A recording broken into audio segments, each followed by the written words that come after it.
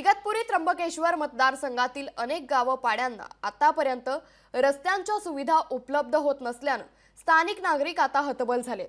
इगतपुरी त्र्यंबकेश्वर मतदारसंघात येणाऱ्या आणि मुंबईपासून अवघ्या 120 किलोमीटर अंतरावर असलेल्या चिंचालखैरे गावाच्या 4 ते 5 वाड्यांना गेल्या 75 वर्षात रस्त्याच नसल्याने नागरिकांचं त्याचबरोबर विद्यार्थ्यांचं भविष्य अंधारात आहे। याच तालुक्यातून समृद्धी महामार्गासारखा प्रकल्प देखील पूर्ण झालाय।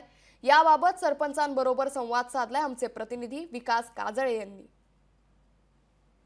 इगतपुरी त्र्यंबकेश्वर मतदारसंघामध्ये विधानसभेचे वारे वाहू लागलेले आहेत आणि अनेक वर्ष झालेत इगतपुरी तालुक्यातील अनेक वाडेपाडे असे आहेत की ज्या ठिकाणी अजूनही रस्ते झालेले नाहीत। 2.5 ते 3 किलोमीटरपेक्षा अधिक अंतर हे पायी चालत जावं लागतं।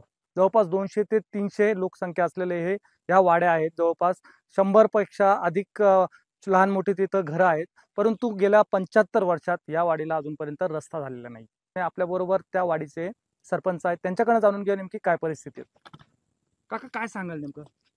कलेक्टर साहेबाची भेट दिली त्या वाडीसाठी, तेव्हापासून थोडे इकडे तिकडे सूत्र हल्ले। आमदार साहेबांनी काही 2 कोटी रुपये मंजूरही केले, पण अद्यापही त्या कामाला सुरुवात झालेली नाही। अजूनही त्याचं उद्घाटन नाही किंवा ते रस्त्याचं काम सुरू झालेलं नाही।